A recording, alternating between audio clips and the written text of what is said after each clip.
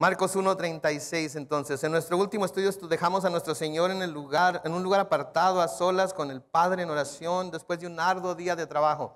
Había trabajado todo el día, había hecho milagros, había sacado demonios, había sanado enfermos, había enseñado con autoridad. Cuando menos eso es como la gente lo veía.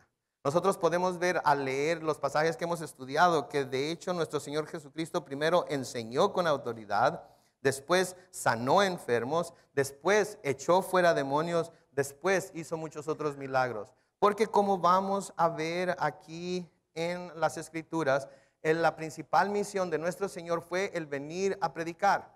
Desde el principio, desde los primeros versículos del capítulo 1 de Marcos, podemos ver que su misión era venir a predicar el evangelio del reino. Pero la gente no se enfocaba tanto en lo que él estaba predicando. La gente, como tiende a suceder, se enfocaba más en los milagros, se enfocaba más en las sanidades, se enfocaba más en la echada de demonios, de personas que habían estado poseídas por ellos. Se enfocaba más en todas aquellas cosas que mostraban su poder sobre lo sobrenatural. Y es algo que sucede muy a menudo. Cuando hay iglesias en las cuales se cuenta que se está manifestando el poder del Espíritu Santo de una manera sobrenatural, estas iglesias son las que se llenan más pronto. Estas iglesias son las que siempre tienen un cupo a reventar. ¿Por qué? Porque el mundo es asombrado y es atraído por ese tipo de cosas. ¿Sí? Quieren ver ese tipo de cosas y no se manifiestan esas cosas en algún momento dentro de la iglesia. Se dice que el Espíritu de Dios no está ahí, se dice que el Espíritu de Dios está siendo apagado en ese lugar. Se habla de muchas cosas que el Espíritu de Dios puede o no puede hacer, pero tienen las cosas tergiversadas, tienen las cosas al revés. ¿Sí?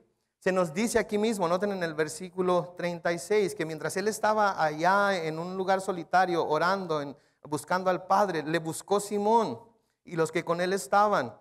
En el versículo 37 dice que hallándole le dijeron: todos te buscan. Todos te buscan. ¿Quiénes eran todos? Todos los que habían estado en Capernaum, que habían visto todas las obras que él había hecho el día anterior. Todos lo andaban buscando, todos querían saber en dónde estaba, todos querían ver qué más podía hacer, qué más iba a hacer, cómo iba a manifestar su poder aún otra vez. De nuevo, buscaban los milagros. Buscaban todo lo que había hecho, querían ver más. Eso es lo que los movía a buscarlo. Nuestro pastor Brian tiene un dicho que es muy cierto.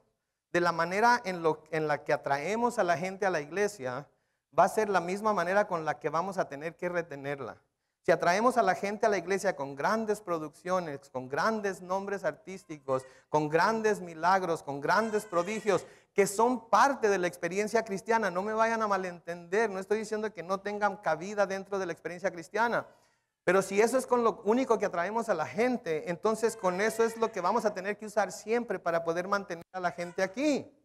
Pero si atraemos a la gente con la enseñanza de la palabra de Dios, si se sabe que en este lugar estamos impartiendo la sana doctrina, las enseñanzas de Jesucristo, estamos exponiendo todo lo que es la palabra de Dios y en su corazón se despierta un hambre por conocer más de la palabra, por conocer mejor al Señor, por conocer mejor su naturaleza, su corazón, lo que a Él le gusta, lo que a Él no le gusta.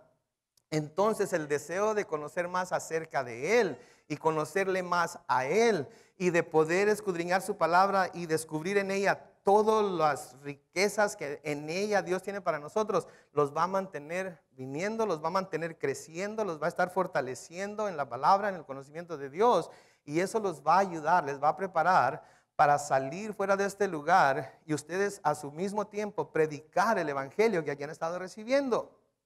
Pero si hoy vienen y hay lenguas e interpretaciones de lenguas, y hay personas que se caen para atrás, y hay personas que empiezan a ladrar, y hay personas que empiezan a hacer malabares con aros o con pelotas o qué sé yo, para poder atraerlo la semana que entra, ya no va a ser suficiente hablar en lenguas.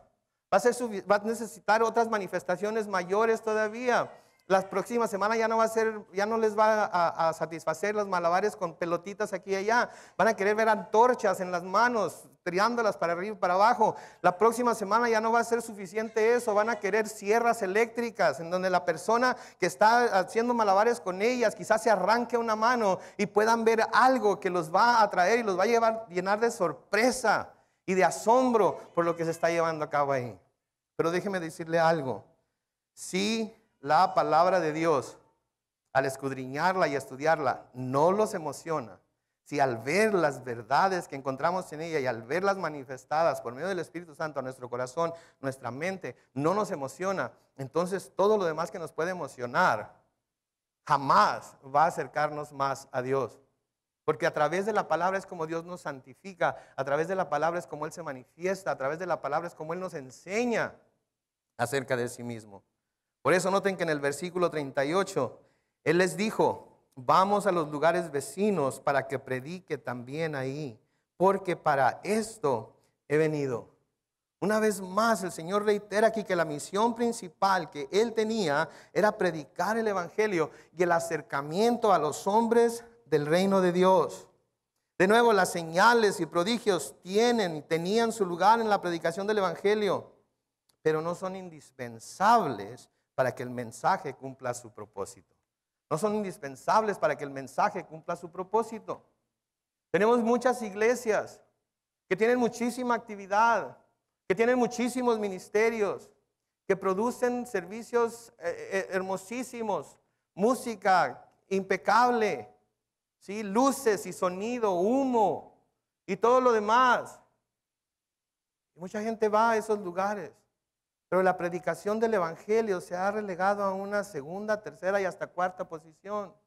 Hay gente que tiene servicios no de 1 hora, que a mucha gente se le hace demasiado largo 1 hora, pero de 1 hora y media, de 2 horas, de 2 horas y media.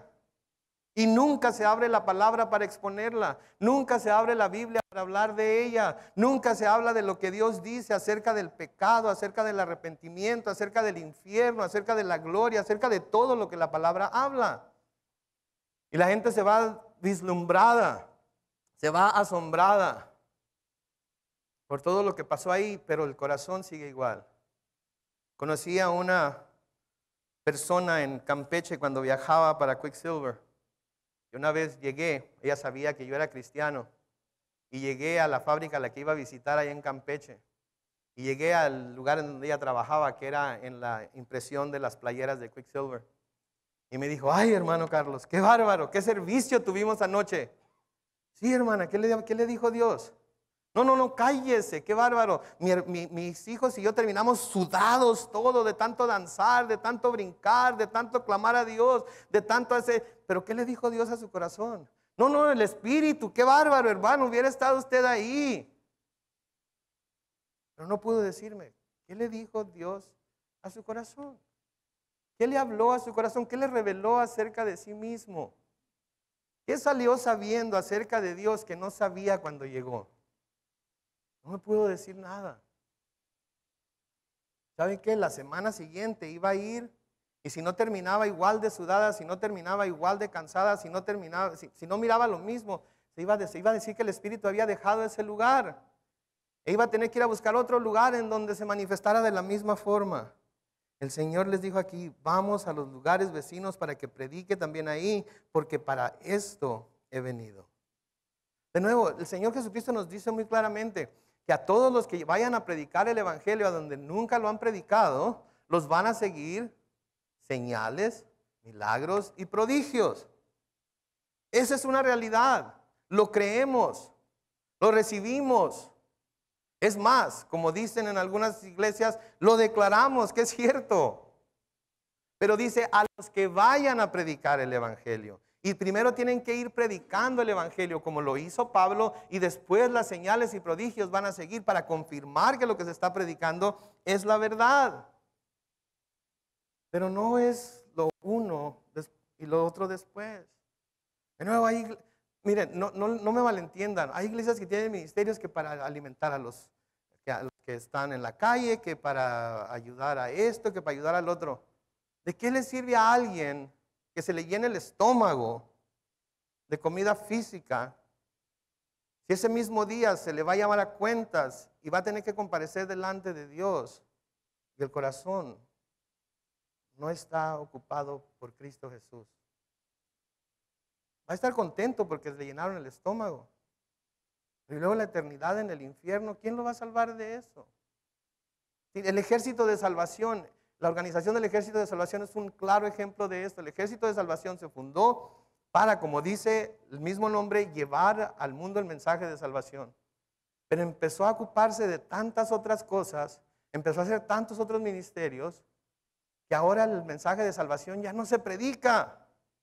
Ahora la gente busca el ejército de salvación para que le ayude con vivienda cuando no tiene vivienda, para que le ayude con mandado cuando no tiene mandado, para que le ayude con doctores cuando necesita alguna clínica. No tiene nada de malo, pero el mensaje de salvación ya no se predica. Que no suceda eso con nosotros. Lo más importante que hacemos aquí en nuestra iglesia, cada semana, no importa qué día vengamos, es que la palabra de Dios es predicada. Porque saben que la palabra de Dios siempre va a cumplir el propósito para el cual fue enviada. Profeta Isaías, en Isaías 55, los versículos 10 y 11, dice lo siguiente: porque como desciende de los cielos la lluvia y la nieve, y no vuelve allá, sino que riega la tierra, y la hace germinar y producir, y da semilla al que siembra, y pan al que come. Escucha el versículo 11. Así será mi palabra que sale de mi boca. No volverá a mí vacía, sino que hará lo que yo quiero y será prosperada en aquello para que la envié. La palabra de Dios nunca va a volver vacía. La palabra de Dios siempre va a llevar a cabo aquello para que lo que el Señor le ha enviado que haga. La palabra de Dios siempre va a dejar semillas sembradas. Siempre va a buscar remover la tierra del corazón duro. Ahora, si la persona decide o no recibirlo, esa ya es cuestión de la persona. Pero la palabra de Dios, siempre que se predique, siempre que se hable, siempre que se presente, con el poder del Espíritu, va, como dice Pablo a Timoteo, a atravesar hasta los huesos y los tuétanos. Va a discernir el pensamiento del corazón de los hombres. Y nos va a revelar a nosotros mismos en dónde nos encontramos delante de Dios. Por eso mucha gente no quiere escuchar la palabra. Por eso mucha gente quiere un servicio de unos 30, 35, 45 minutos, cuando mucho, que sea más música que predicación, que tengan un lugar en donde entretener a sus niños, que al que traiga un visitante le den un iPad al visitante para que la próxima semana pueda volver, y luego la semana que entra el iPad al visitante y también al que trajo, al que está visitando, y todo tipo de programas y cosas que se hacen, todo tipo de series y cosas que se hacen para mantener el interés. De nuevo, si la palabra de Dios no mantiene el interés, entonces nada va a mantener el interés, porque la palabra de Dios es viva y eficaz y habla a nuestro corazón. ¿Sí? ¿Sabe que los milagros y prodigios y señales, de nuevo, tienden a asombrar a la gente, pero no ayudan a la gente a que crea no solamente en Dios, sino que crea a Dios? ¿Y sabe cuál es la mejor prueba de ello? Capernaum mismo, el lugar en donde Jesucristo tenía su sede, sus oficinas principales, por así decirlo. Esa ciudad es el mejor ejemplo de esto, porque con todos los milagros que se llevaron a cabo en Capernaum, de nuevo, por ser la base de operaciones del Señor, aún así no creyeron a Dios. No creyeron a Dios. Vieron las sanidades, vieron a los leprosos ser limpios, vieron a los endemoniados, que los demonios se les salieron en cuanto el Señor Jesucristo les dijo que los salieran. Vieron a gente sanada milagrosamente, y ni aún con ello creyeron a Dios. En Mateo capítulo 11, los versículos 23 y 24, el Señor Jesucristo aquí, amonestando a Capernaum, le dice: y tú, Capernaum, que eres levantada hasta el cielo, hasta el Hades, que quiere decir el infierno, serás abatida. Porque si en Sodoma se hubieran hecho los milagros que han sido hechos en ti, habría permanecido hasta el día de hoy. Escuche eso, por favor. Lea eso una vez más. Le está diciendo a la ciudad en la cual él vivía, de la cual él se movía, en la cual hizo tantos milagros, le está diciendo: si en Sodoma se hubieran hecho los milagros que han sido hechos en ti, habrían permanecido hasta el día de hoy. Quiere decir que el Señor Jesucristo les está diciendo que si los mismos milagros que ellos vieron los hubieran visto en Sodoma, Sodoma se hubiera arrepentido y Dios no hubiera tenido que acabar con ellos. Vean el versículo 24. Por tanto os digo que en el día del juicio será más tolerable el castigo para la tierra de Sodoma que para ti. ¿Se fijan lo que le está diciendo a la ciudad de Capernaum? Está diciendo, miren cuántos milagros hice entre ustedes, cuántas maravillas les presenté, cuántas sanidades, cuántos endemoniados fueron liberados. Y aún con todo eso no pudieron creer. Por lo tanto, el castigo para Sodoma va a ser más tolerable que el castigo que tú vas a recibir. Se digan, las señales, los prodigios, los milagros no tienen el efecto que nosotros creemos que tienen. Traen a gente interesada para ver qué está sucediendo, para ver quién va a ser el próximo que se cae, para ver quién va a ser el próximo que va a andar corriendo por toda la iglesia ladrando como perro, para ver quién es la próxima que se va a caer y no le va a importar para dónde ni cómo y tenga que llegar el encargado del ministerio de toallas para taparla, porque si no va a quedar expuesta ante todo el mundo. Pero no cambia el corazón. No hace que la gente se dé cuenta de su pecaminosidad, no hace que la gente se dé cuenta de su necesidad del Salvador. Lo único que hace eso es la predicación del Evangelio. Entonces, aun cuando se le dice que hay mucha gente que lo busca, ¿qué hace él? Él opta por ir a hacer lo que de hecho tendrá el mayor éxito en alcanzar a los pecadores, que es que predicar el Evangelio del reino de Dios. Predicar el Evangelio del reino de Dios. Sí, por eso nos manda a nosotros en el mismo libro de Marcos, en el capítulo 16, 15, id por todo el mundo y predicad el Evangelio a toda criatura. Id por todo el mundo y predicad el Evangelio a toda criatura. También en Mateo capítulo 28, versículos 18 al 20. Y después se acercó y les habló diciendo, toda potestad me es dada en el cielo y en la tierra. Por tanto, vayan y hagan milagros, echen fuera demonios, sanen leprosos, abran ojos que no ven, hagan que gente paralizada camine. Eso es lo que dice ahí. No, dice, toda potestad me es dada en el cielo. Y porque toda potestad me es dada en el cielo, por eso yo ahora los estoy enviando con la cobertura de esa potestad para que vayan y hagan discípulos a todas las naciones, bautizándolos en el nombre del Padre y del Hijo y del Espíritu Santo, enseñándoles que guarden todas las cosas que os he mandado. Y he aquí yo estoy con vosotros todos los días hasta el fin del mundo. Amén. Amén.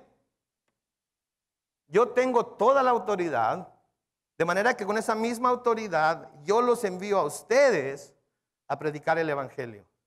Con esa misma autoridad yo los envío a ustedes a que hagan discípulos.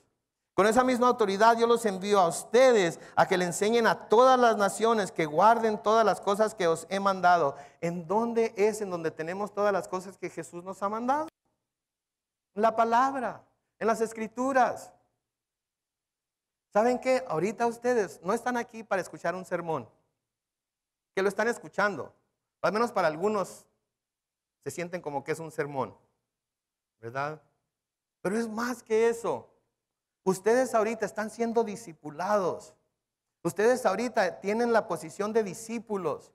Así como todos aquellos que siguieron a Jesús para aprender de Él, se sentaron a sus pies para escuchar sus palabras y aprenderlas y para conocerlo a Él, conocer acerca del Evangelio de Jesús, para poder ir a llevarlo. Así ustedes están aprendiendo lo mismo, preparándose para en un momento dado ustedes también ir y hacer lo mismo que yo estoy haciendo.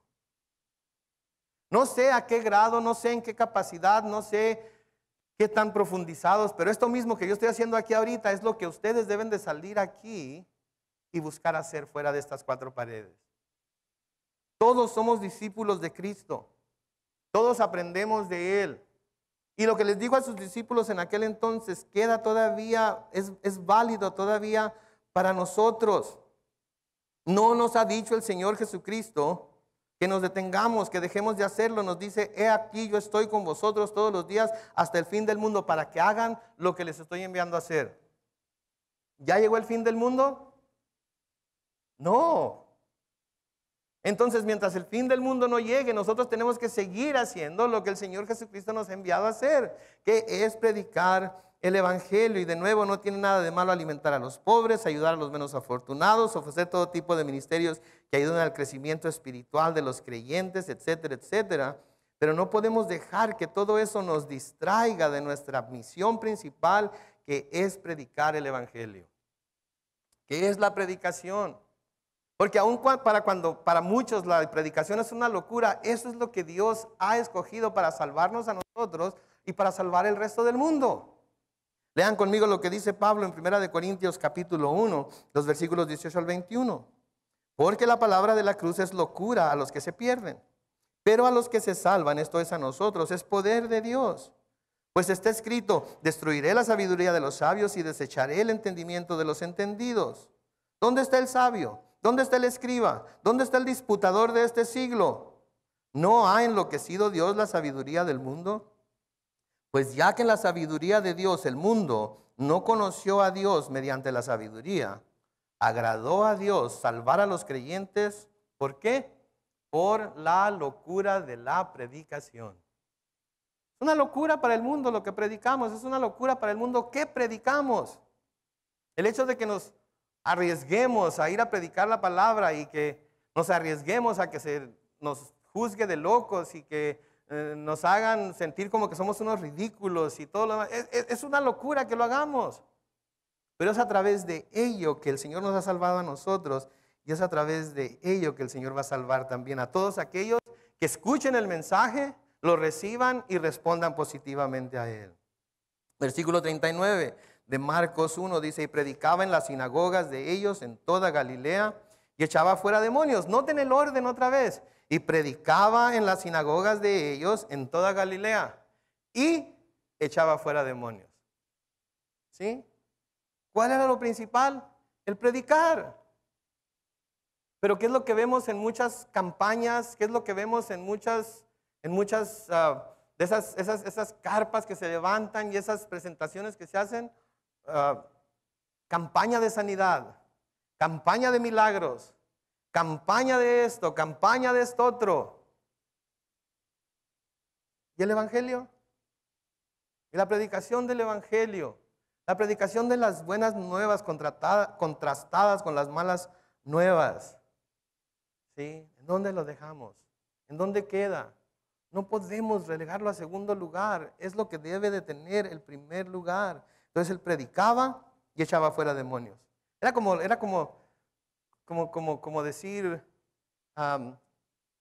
decir, dame dos con mucha salsa y otra pura carne. Sí, porque al niño no le gusta las verduras y la salsa y todo lo demás, no puedes digerirlo. Entonces, yo quiero con todo, con salsa, con cilantro, con todo lo bueno que tiene, que es la predicación. Y luego las de pura carne, ok, si queda lugar, entonces nos aventamos una de esas. Pero mientras tanto, yo quiero la sustancia de la palabra de Dios, aquello que me va a llenar espiritualmente, aquello que me va a fortalecer espiritualmente, aquello que me va a hacer ver más claramente la misión que Dios tiene para mí. El versículo 40 dice: vino a él un leproso, rogándole, hincaba la rodilla, y le dijo: si quieres, puedes limpiarme. Noten por favor aquí esta escena que está aquí. Un leproso jamás debía acercarse a ningún lugar en donde hubiera gente sin antes gritar: inmundo, inmundo, inmundo. Ese era el mandamiento que se les había dado en la ley, que si alguien se enfermaba de lepra, tenían que apartarlo, tenían que separarlo del resto de la población. Y si esa persona infectada de lepra se iba a acercar a la ciudad, tenía que ir gritando: inmundo, inmundo, para que todo el mundo supiera que era un leproso y para que todo el mundo se apartara de él, no tuviera nada que ver con él. Sin embargo, noten que este leproso viene y se hinca delante de él. Le ruega y le dice: si quieres, puedes limpiarme. No tuvo temor de acercarse a él. Había sin duda visto cómo el Señor había recibido a todo el mundo, cómo el Señor había hecho esos prodigios y le dio a él la confianza como para ir a que el Señor lo sanara. Pero noten que dice: si quieres, Dice, si quieres, puedes limpiarme. No se lo demanda, no le dice en el nombre de Cristo, no le dice así como sanaste a todos los demás, no le dice así como echaste fuera aquel demonio, ahora sáname a mí. Humildemente se le acerca y le dice, si quieres. ¿Sí? Esa es la señal de un verdadero corazón que quiere ser sanado, de un corazón que quiere ser limpiado. La humildad, el reconocer que no se es digno para acercarse a Dios, pero el saber por testimonio de los demás que Dios es un Dios de misericordia, que Dios es un Dios de gracia y que si nos acercamos a Él, así como este leproso, con la rodilla hincada en adoración y rogando, con un corazón humilde, el Señor puede responder. Ahora, la lepra era una enfermedad horrenda en los tiempos bíblicos. Y en los tiempos bíblicos era incurable. Tengo entendido que ahora con ciertos tratamientos la lepra puede sanar, pero en aquel tiempo eran incurables. Y a menudo a través de las escrituras la lepra se usa para ilustrar los efectos del pecado en la vida de las personas. Porque así como la lepra infecta con una manchita muy pequeña y empieza a expandirse hasta que cubre todo el cuerpo, así el pecado también es de la misma forma. Escuchen la descripción de lo que la lepra hace. La lepra comienza con pequeñas manchas rojas en la piel. Antes de que pase mucho tiempo, las manchas se hacen más grandes y empiezan a convertirse en color blanco con una apariencia brillante o escamosa. Es como el pecado, ¿no es cierto? Empieza con algo muy pequeño. Empieza con una pequeña licencia que nos damos de hacer, de ver, de escuchar, de buscar algo que si lo vemos por sí mismo, si lo vemos por sí solo, es insignificante, no podemos decir que esto es un gran pecado, es un pecadillo, ¿sí? Es una aventura, no es adulterio. Es un estilo de vida alterno, no es homosexualidad, ¿sí? Es una y una no es ninguna, no es borrachera. Todas esas cosas, tendemos a hacer las cosas pequeñitas, así como esa mancha blanca, pero de esa mancha roja, pero luego empieza a convertirse en algo más grande y más grande, hasta que se empieza a llenar de escamas. Y luego las escamas, en donde hay escamas, deja de haber sensibilidad. Dice aquí, muy pronto las manchas se esparcen por todo el cuerpo y el cabello comienza a caerse, primero de la cabeza y aún hasta de las cejas. Mientras las cosas empeoran, las uñas de los dedos y de los pies se sueltan, los dedos empiezan a pudrirse hasta que se pierde toda sensibilidad al dolor y eventualmente se caen pieza por pieza. Ese es el pecado, ¿no es cierto?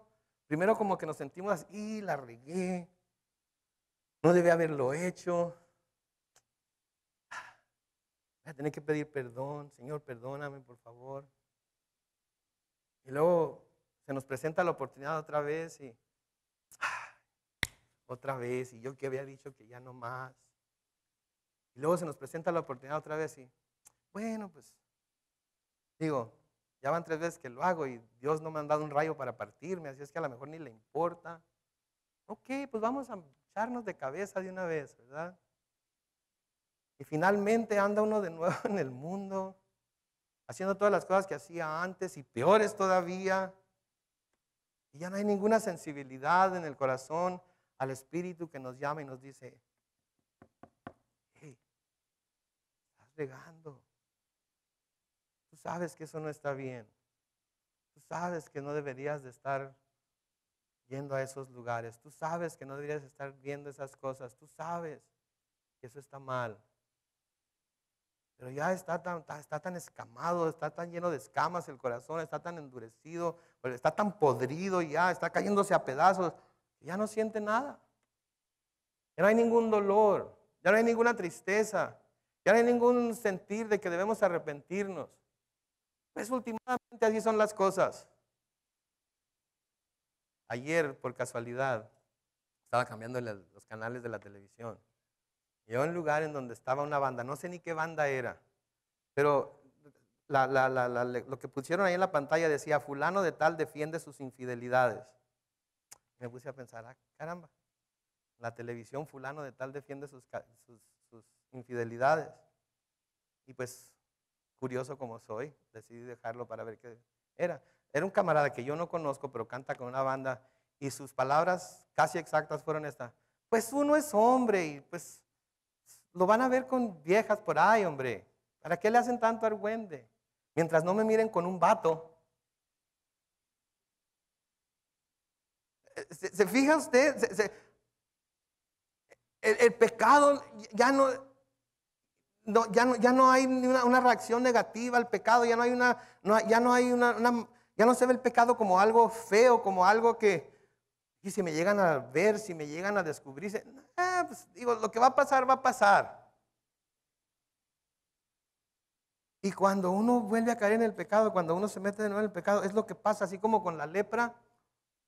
Empieza con una manchita y luego empieza a crecer y luego empieza a cubrir todo el cuerpo y luego empieza a podrirse el cuerpo y luego empieza a perder toda sensibilidad y luego empieza a caerse por pedazos el cuerpo y luego finalmente la persona muere. Este hombre sabía que si Cristo no intervenía, este hombre sabía que si Jesús decía no, no te voy a salvar, decía no, no te voy a limpiar, se iba a morir. Y va con él y le dice: si quieres, yo sé que puedes. Las evidencias me dicen que puedes. Y saben que yo les digo a todos los que estamos aquí hoy, ¿sí?, que si hay algo que el Señor Jesucristo quiere es limpiarnos de nuestro pecado. Ya sea que seamos cristianos que nos hemos rebelado contra Él y estamos viviendo en pecado, Él quiere y puede, desea limpiarnos de ese pecado. Ya sea que nunca nos hayamos ido a confesar con Él y nos hayamos ido a pedirle perdón, Él quiere limpiarnos de ese pecado. Pero como el leproso tenemos que ir delante de Él y tenemos que hincar la rodilla y rogarle y decirle: Señor, si quieres, tú puedes. A este leproso las evidencias le decían que Jesús podía, pero le dejaba la decisión a él, porque sabía que no era digno. Sabía que ni siquiera debió haberse acercado. Sabía que Jesús hubiera podido correr en dirección opuesta y ni siquiera hacerle caso, pero de todas maneras se arriesgó y fue. Y como vamos a ver más adelante, fue limpio de su lepra. Así nosotros también quizás nos sintamos indignos, que lo somos. Quizás sintamos que nuestro pecado ya llegó al punto de la lepra, cubiertos todo el cuerpo. Puede ser, pero de todas maneras Cristo todavía tiene el poder para salvar, amén. En el versículo 41 noten que le dice: Jesús, teniendo misericordia de él, extendió la mano y le tocó y le dijo: quiero, sé limpio. Noten que Jesús no nomás le dice: ok, mira, sí quiero, pero apártate de mí, no quiero que me vayas a hacer inmundo ceremonialmente, porque luego no voy a poder entrar a las sinagogas, no quiero que me toques para no contagiarme, no quiero que algo me vaya, así es que hasta, no. Noten que él, teniendo misericordia de él, del leproso, extendió la mano y lo tocó y le dijo: sé limpio. ¿Saben que el Señor Jesucristo no nos empuja, no nos hace a un lado, no nos dice: ¿sabes qué? Ve, límpiate, báñate, lávate, qué feo hueles, calla boca, para lengua, cámbiate de ropa y luego vienes y cuando ya estés un poco limpio, ya cuando no me des tan mal olor cuando te acercas, entonces puedo hacer lo que quieres. Así como estamos, así como somos, si nos acercamos a Él, Él nos recibe. Si vamos a Él con un corazón contrito y humillado, Él está dispuesto a limpiarnos, a lavarnos, a sanarnos de nuestra lepra, de nuestro pecado. En este caso Jesús tuvo misericordia de él, extendió su mano y lo tocó, que de nuevo estaba completamente prohibido, porque al tocarlo se convertía en inmundo él, al igual que el leproso. Pero tuvo misericordia de él. Y eso es lo que Dios es. Dios es un Dios misericordioso. Jesús vino a mostrarnos que uno de los atributos de Dios es la misericordia para con la humanidad que es débil, que está vendida al pecado, que está dada a caminar en dirección opuesta a la que Dios quiere que camine. Porque la ley jamás hubiera podido salvar a nadie. Porque el que quiera vivir por la ley tiene que cumplir toda la ley. Y si en un punto de la ley falla, es como si quebrantara toda la ley. Así es que quizás nunca he usado el nombre de Dios en vano, pero he codiciado. Soy culpable de quebrantar toda la ley. Quizás nunca he matado a nadie, pero he dado falso testimonio. Soy culpable de quebrantar toda la ley. La ley jamás hubiera podido salvar a nadie. Jesucristo vino a mostrarnos que Dios es un Dios misericordioso. ¿Y saben que Dios es tan misericordioso? Que Él mismo estuvo dispuesto a que la ley se doblara tanto, sin que se quebrara, pero que se doblara para no tener que castigar al pueblo de Israel. Miren conmigo en Mateo capítulo 12, comenzando en el versículo 1. Nos dice: en aquel tiempo iba Jesús por los sembrados en un día de reposo, y sus discípulos tuvieron hambre y comenzaron a arrancar espigas y a comer. Viéndolo, los fariseos le dijeron: he aquí tus discípulos hacen lo que no es lícito hacer en el día de reposo. Pero él les dijo: ¿no habéis leído lo que hizo David cuando él y los que con él estaban tuvieron hambre? ¿Cómo entró en la casa de Dios y comió los panes de la proposición, que no le era lícito comer ni a él ni a los que con él estaban, sino solamente a los sacerdotes? Noten lo que les está diciendo aquí Jesús a estos hombres. Y claro que los judíos habían exagerado la ley. Para ellos el pasar por un sembradío de trigo y tomar algunos granos de trigo y frotarlos en la mano para quitarles el cascarón y comérselos, para ellos eso lo consideraban cosechar. Y como los discípulos de Jesús tenían hambre, iban pasando por el sembradío de trigo, tomaron esos granos de trigo y los frotaron para quitarles la cáscara y se los comieron, y estaban diciendo: tus discípulos están quebrantando la ley porque están cosechando. Y el Señor Jesucristo les dice: qué bárbaro. No saben en realidad lo que están diciendo. Y les habla de algo que ellos sabían que había sucedido cuando David y sus hombres, huyendo de Saúl, llegaron al tabernáculo de Dios y entraron y le pidieron a los sacerdotes que les dieran de comer. Y lo único que tenían era el pan de la proposición, que nadie debía comer excepto los sacerdotes. Noten el versículo 5 de Mateo 12, dice: ¿o no habéis leído en la ley cómo en el día de reposo los sacerdotes en el templo profanan el día de reposo y son sin culpa? En otras palabras, la ley era para todos. Y los sacerdotes, cuando cumplían con su función como sacerdotes en el día de reposo, estaban trabajando, estaban quebrantando la ley del sábado, del día de reposo. Sin embargo, Dios, porque ellos estaban cumpliendo con su deber como sacerdotes, no se lo tomaba como quebrantamiento de la ley. Dios no los culpaba. Y ellos no se daban cuenta que ellos mismos quebrantaban el sábado o el día de reposo cuando ellos servían inclusive dentro del templo, porque trabajaban. Y luego noten lo que dice en el versículo 6. Pues os digo que uno mayor que el templo está aquí. Hablando de Él, hablando de sí mismo. Y si supieseis qué significa misericordia quiero y no sacrificio, no condenaríais a los inocentes. ¿Saben que el Señor, nuestro Dios, es un Dios misericordioso? Nuestro Dios, nuestro Señor, es un Dios que sabe que somos débiles, que sabe que somos polvos y está de polvo, y está dispuesto a manifestarnos su misericordia en todo momento. En el Salmo 145, los versículos 8 y 9 dice lo siguiente: clemente y misericordioso es Jehová, lento para la ira y grande en misericordia. ¿Cuántos de ustedes están contentos, alegres de que Dios sea lento para la ira con nosotros? De que Dios sea grande en misericordia para con nosotros. Es lo mismo que nosotros debemos hacer con los demás. Es lo mismo, por eso Él nos está mostrando aquí que aun cuando era un leproso, que aun cuando era alguien que lo iba a convertir a Él en inmundo por tocarlo, que aun cuando Él tenía el peligro de ser contagiado por el mismo leproso, Él extendió su mano y lo tocó porque tuvo misericordia.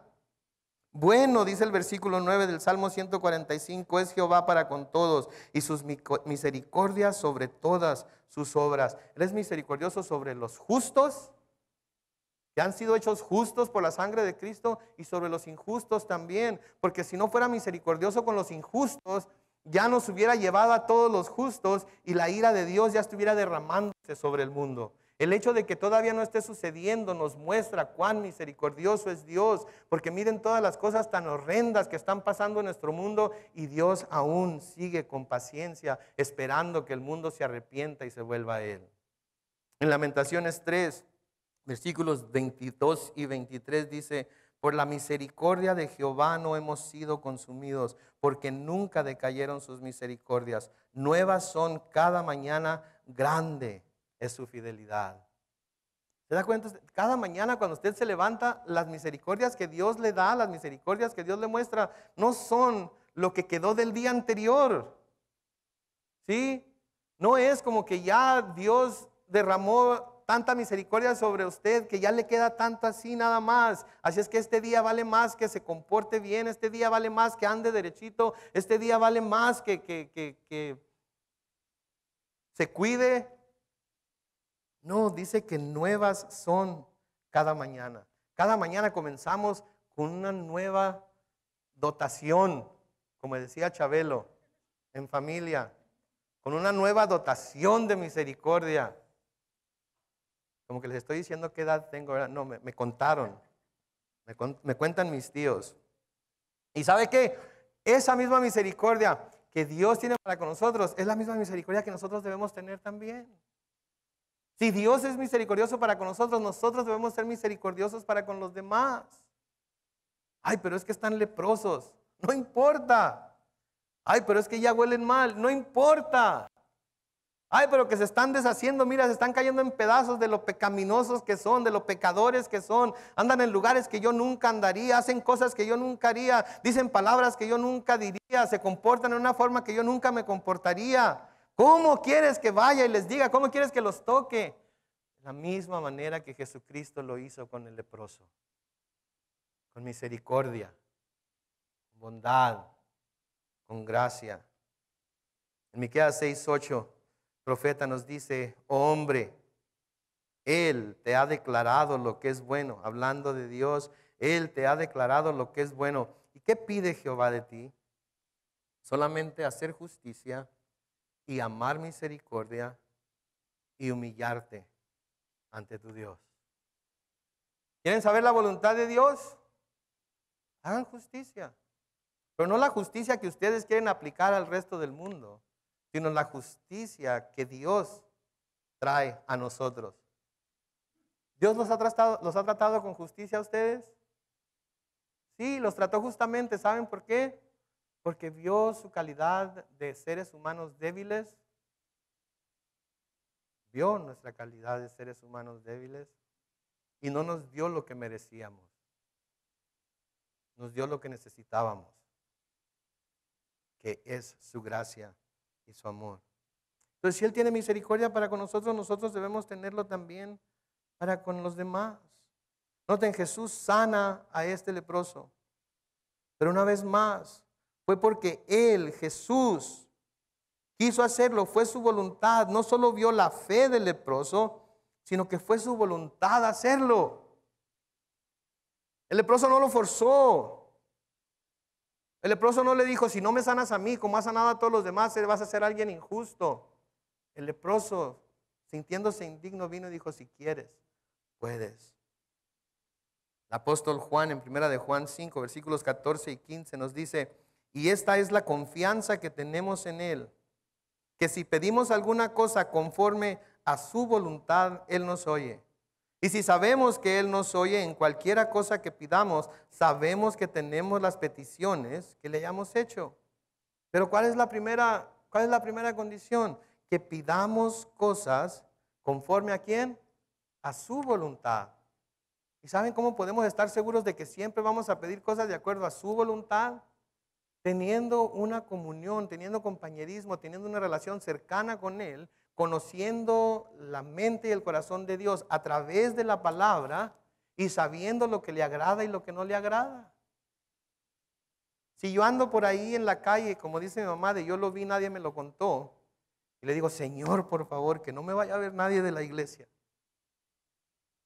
Yo sé que no es tu voluntad que alguien de la iglesia me mire y vaya a tropezar por mi culpa. Así es que por favor, Señor, que nadie me vaya a ver. ¿Usted cree que Dios va a cumplir esa oración? ¿Usted cree que Dios va a hacerlo? No.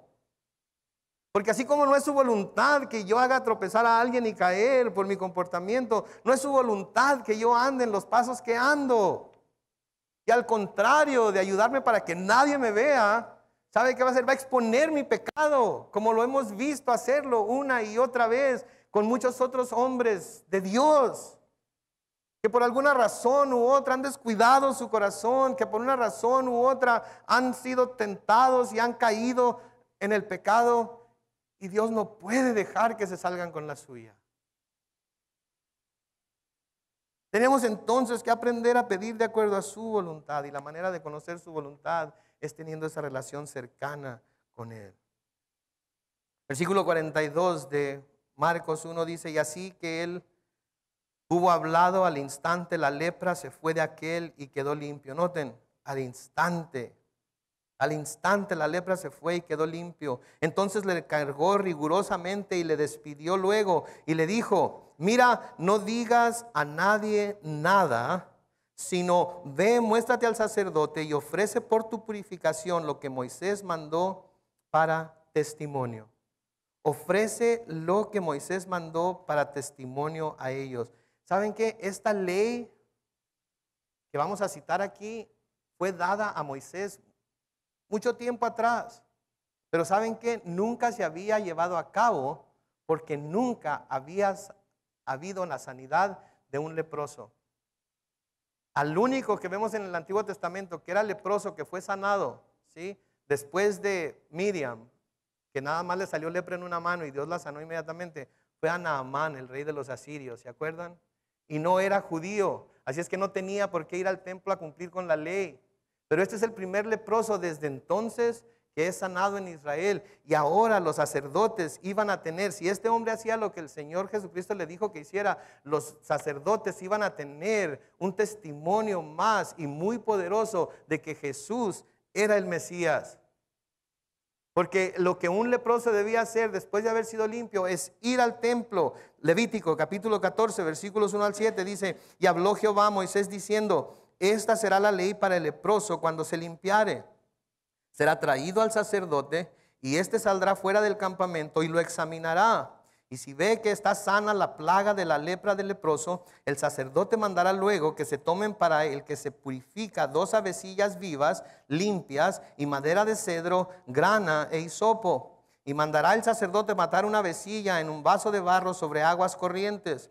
Después tomará la avecilla viva, el cedro, la grana y el hisopo, y los mojará con la avecilla viva en la sangre de la avecilla muerta sobre las aguas corrientes, y rociará 7 veces sobre el que se purifica de la lepra, y le declarará limpio, y soltará la avecilla viva en el campo. ¿Notan ustedes aquí el paralelo aquí? La madera, el hisopo, la sangre, el agua.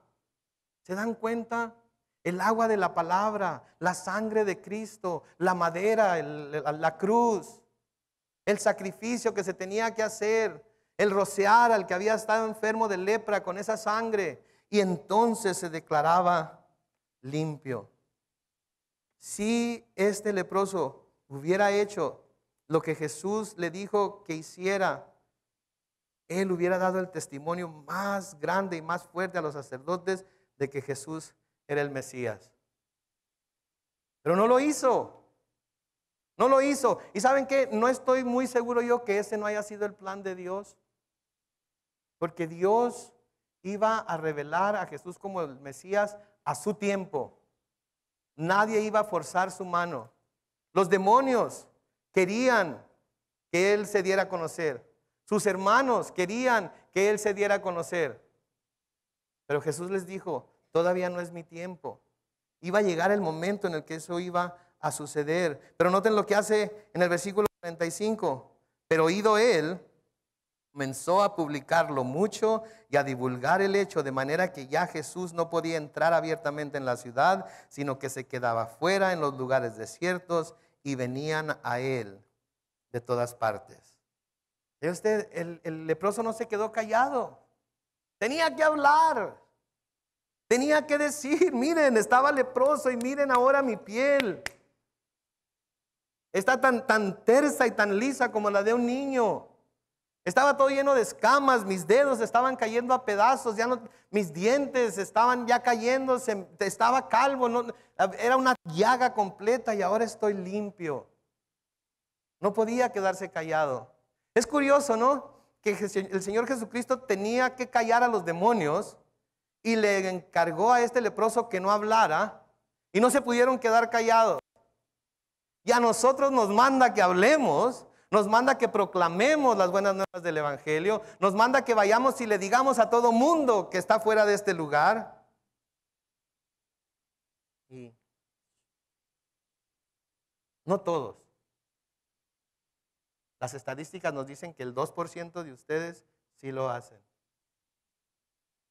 Es decir, que si somos 100 aquí en esta mañana, 2 de ustedes lo han estado haciendo. Pero el otro 98% no lo hace. Se me antoja curioso que el Señor Jesucristo haya tenido que callarlos a ellos y mandarles que se callaran y no pudieron quedarse callados. Y a nosotros que nos manda, no lo hacemos. Entonces, hablar o callar, ¿qué debemos hacer? A este leproso le dijo, cállate, no hables. Pero eso no es lo que nos dice a nosotros, eso no fue lo que les dijo a sus discípulos y a sus apóstoles después de su resurrección. Fue todo lo contrario. Escuchen lo que les dijo a sus discípulos después de su resurrección en Hechos capítulo 2 y el versículo 8. Pero recibiréis poder cuando haya venido sobre vosotros el Espíritu Santo. Y note lo que dice, y me seréis testigos en Jerusalén, en toda Judea, en Samaria y hasta lo último de la tierra. Me seréis testigos. ¿Qué es lo que hace un testigo? Un testigo declara. Un testigo habla. Un testigo dice lo que vio. Un testigo habla de su experiencia. Un testigo, para que la justicia se cumpla, no puede quedarse callado, tiene que hablar. Y mi pregunta para todos nosotros hoy es, ¿estamos siendo testigos? ¿Estamos hablando? ¿Estamos declarando? Porque si no lo estamos haciendo, estamos desobedeciendo a nuestro Señor. No estamos haciendo lo que Él nos llama a hacer. De nuevo, terminando aquí esta mañana, le voy a pedir al grupo de alabanza que por favor pase. Leyendo aquí finalmente en Mateo capítulo 28 una vez más, los versículos 18 al 20. Y Jesús se acercó y les habló diciendo, toda potestad me es dada en el cielo y en la tierra. Yo tengo todo el poder.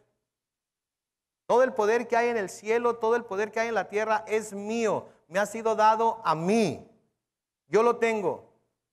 Y con ese mismo poder yo los envío a ustedes y les digo, id y haced discípulos a todas las naciones, bautizándolos en el nombre del Padre y del Hijo y del Espíritu Santo, enseñándoles que guarden todas las cosas que os he mandado. Y aquí yo estoy con vosotros todos los días hasta el fin del mundo. Amén. Ese es el mensaje de hoy. Ese es el mensaje de tenemos una misión que llevar a cabo. No podemos simplemente salir de aquí y quedarnos con las cosas que hemos aprendido. Tenemos que salir de aquí y compartir esas cosas. Hablar de esas cosas. De nuestra experiencia con Dios. Del cambio que Dios ha hecho en nuestra vida. Para que otros puedan también conocer de su poder, de su amor, su gracia y misericordia y acercarse a Él. Amén.